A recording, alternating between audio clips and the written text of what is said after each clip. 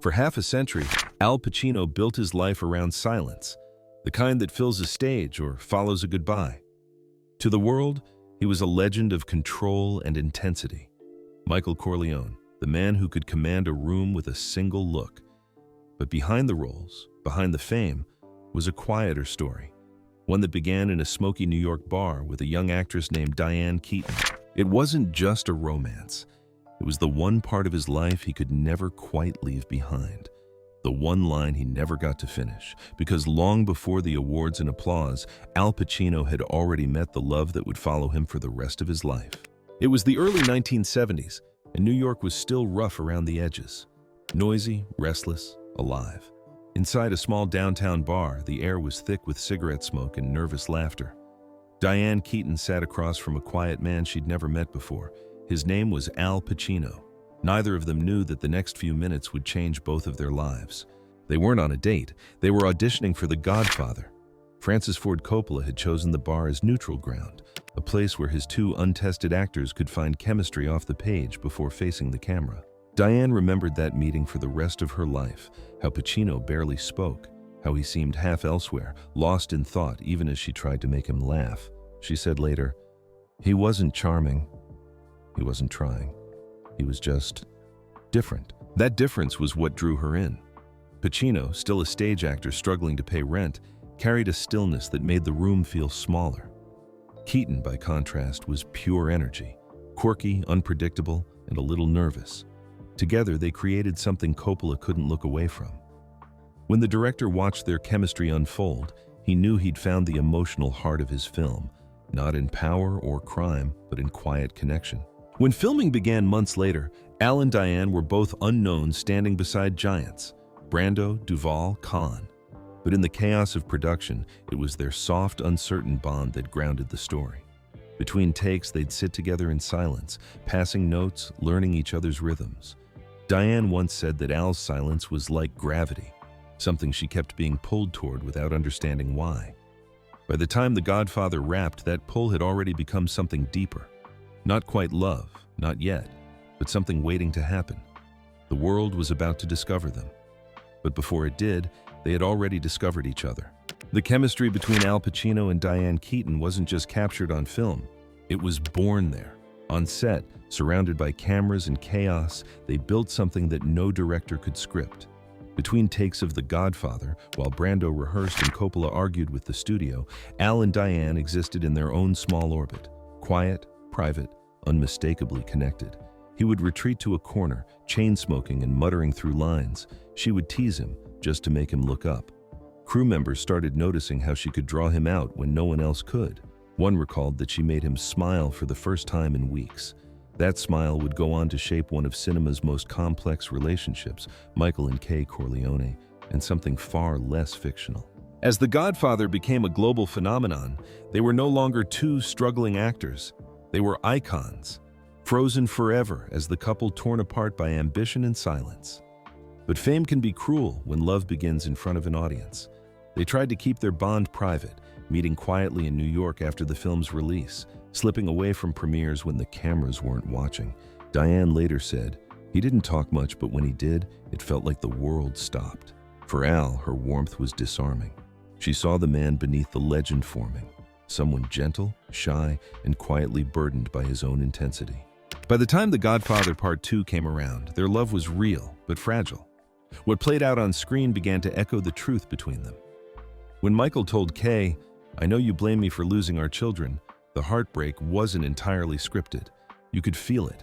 Two people trapped between their roles and their truth. Their connection deepened through the years of shared fame that followed, but so did the distance. Al grew more consumed by his work. Diane searched for balance.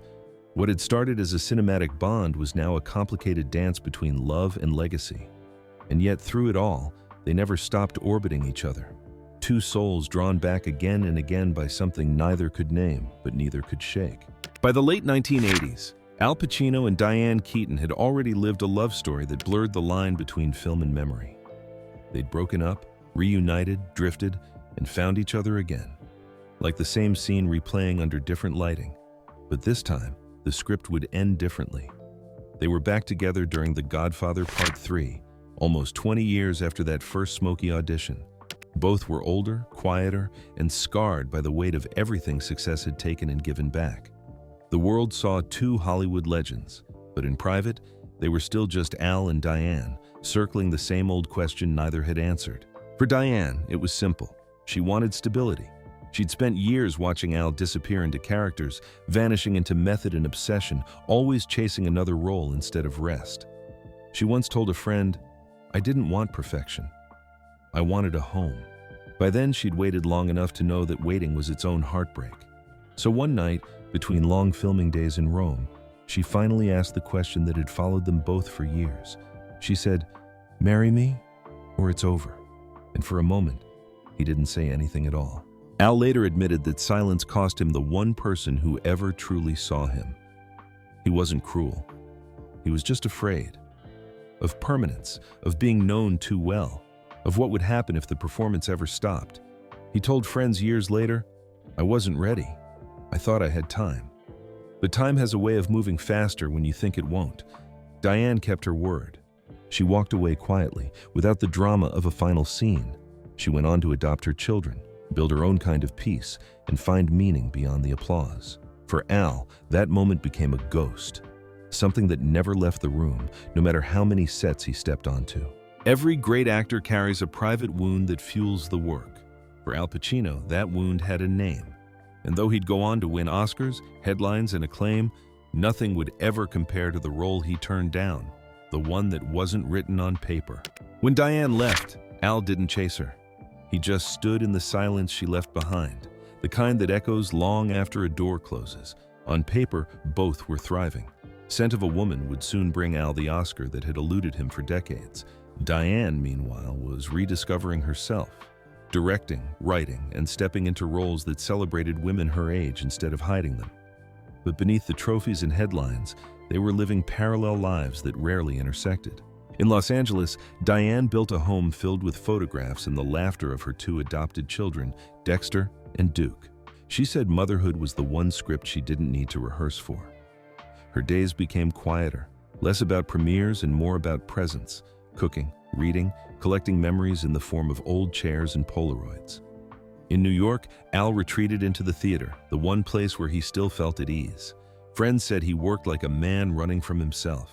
Every role was a confession, every performance an apology only he understood. He dated other women, even fell in love a few times, but the relationships never lasted. He once admitted, "I never figured out how to stay." They would occasionally cross paths, award shows, tributes, benefits. The hugs were real but brief, full of unspoken history. Diane would tease him about his sunglasses. He'd tell her she hadn't aged a day. Then they'd part, smiling like strangers who once shared everything. In 1996, when Diane adopted her first child, reporters asked if she was worried about raising a baby alone. She just laughed. "I've been alone for years," she said, "and it's worked out fine."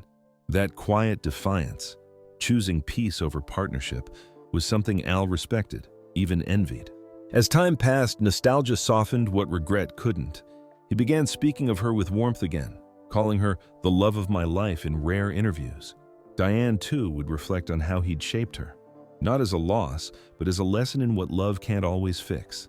By their late 70s, both had settled into the kind of calm that only comes after storms. Fame had taken its toll, but so had time. And though their paths no longer crossed, they still spoke of each other in the present tense, as if some part of them never quite stopped belonging to the other. Because some stories don't end. They just grow quieter. Years slipped by quietly, the way they do when two people have said everything except goodbye.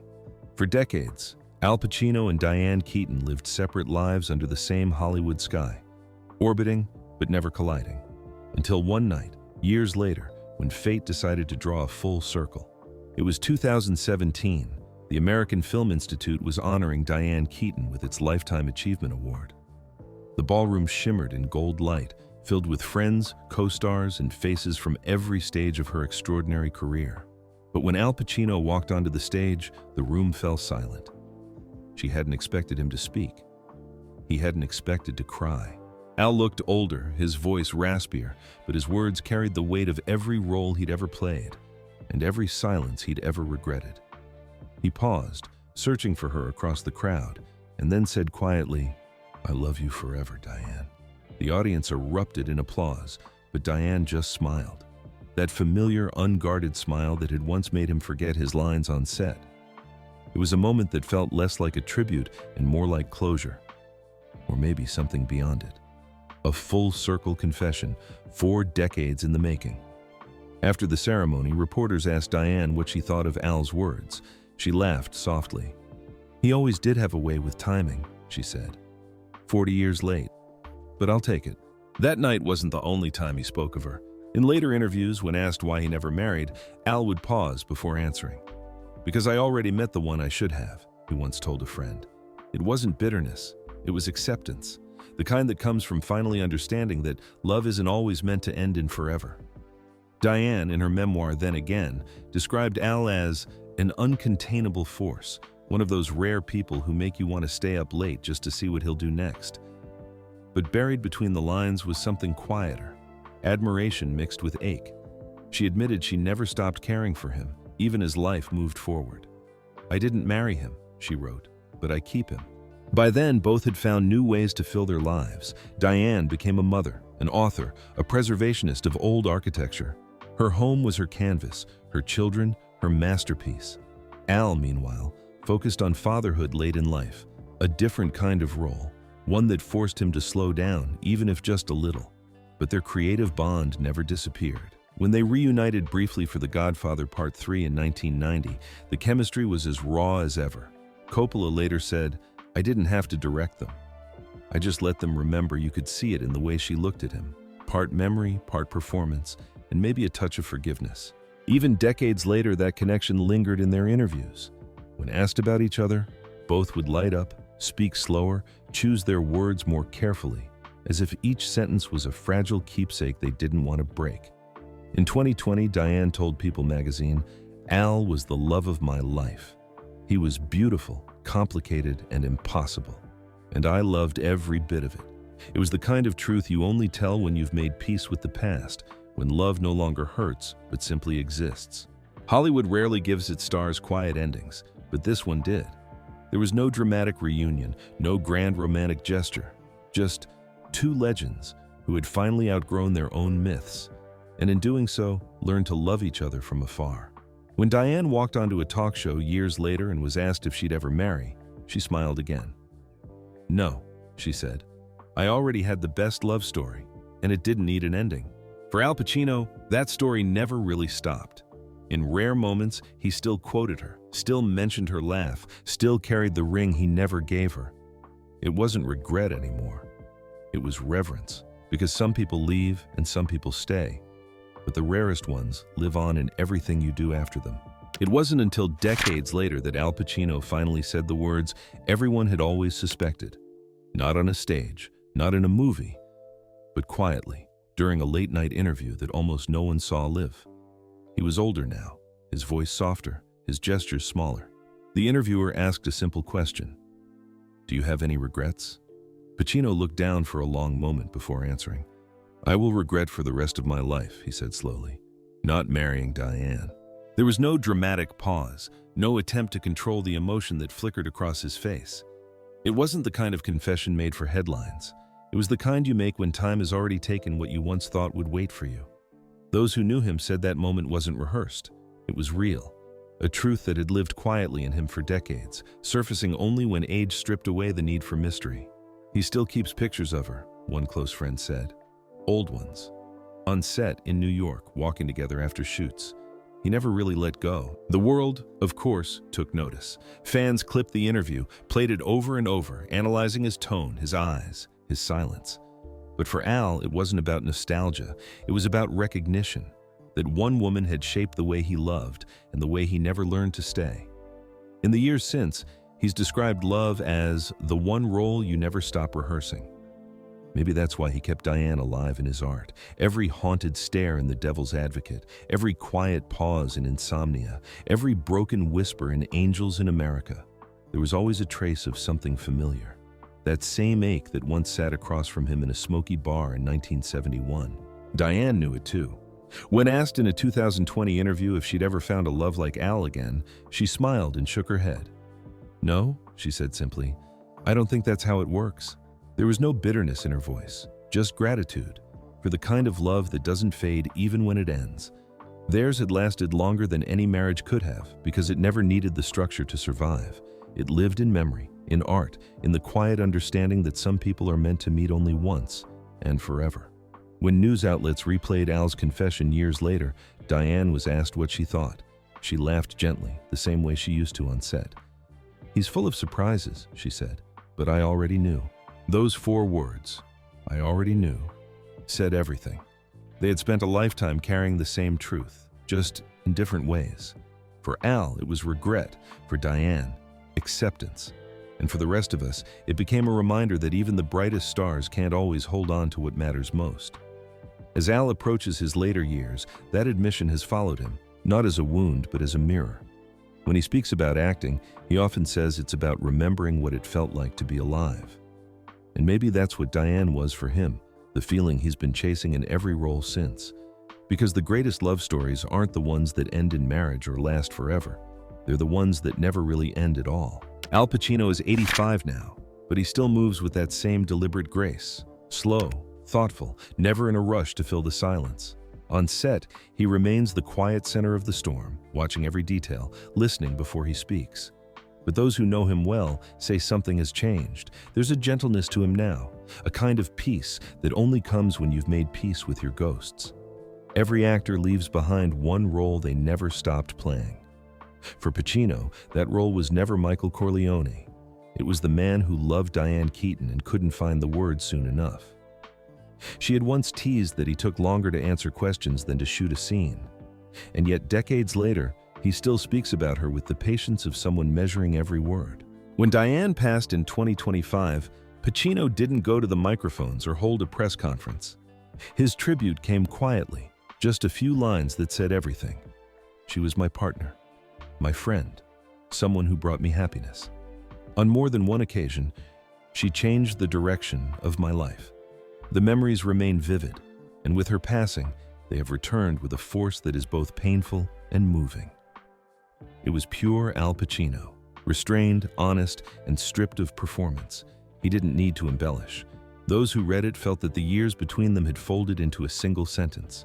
Sometimes, people still spot him revisiting the old Godfather set locations, the brownstones in New York, the quiet alleys of Little Italy. He doesn't announce himself, doesn't linger long, just stands for a moment, looking at the steps where Michael and Kay once argued before slipping away unnoticed. For him, those places aren't movie history. They're fragments of a life that once felt infinite. And yet, their story never really ended. Each time the Godfather trilogy plays on late-night television, a new generation rediscovers it. The tragedy, the restraint, the impossible tenderness that slips through even in scenes of betrayal. They see a man torn between power and love, and a woman who never stopped believing in what was left of him. What they don't realize is that part of that emotion wasn't fiction. It was 2 actors trying to say what they couldn't in real life. Keaton once said, "Movies are forever. People aren't." She was right. But sometimes the right movie makes people feel like they still are. And so, long after both of them have walked off set for good, the film keeps their conversation going. The way her voice softens when she calls his name, the way his eyes search hers before he turns away. For Pacino, love and art became the same thing, something he could never master, only return to. He built a career on intensity, but it's the quiet moments, the pauses, the unsaid words that keep his audience watching. Perhaps that's Diane's final gift to him, teaching him that vulnerability could be stronger than control. Even after half a century, Pacino still speaks of Diane as if she were just off camera, not gone, just waiting for her cue. Friends say he often keeps one of her old photographs on his desk, from Annie Hall, her smile half hidden under a hat. It's the same photo he once joked made him fall in love twice, once as Michael and once as myself. For him, her absence isn't an ending. It's an echo, a reminder that every great love, like every great film, leaves space for imagination. Maybe that's why he's never remarried, never settled. He already played the truest role once, and perhaps somewhere deep down, he knows he doesn't need to play it again. They first met as two unknown actors pretending to be in love. Half a century later, the world still believes them. Maybe that's the magic of it, that somewhere between performance and truth, they created something that time couldn't erase. And if you look closely, in that final scene of The Godfather Part 3, where Michael and Kay stand apart yet still tethered by memory, you'll see it. A love that never really left the frame. Because some stories don't fade. They just keep playing long after the credits roll.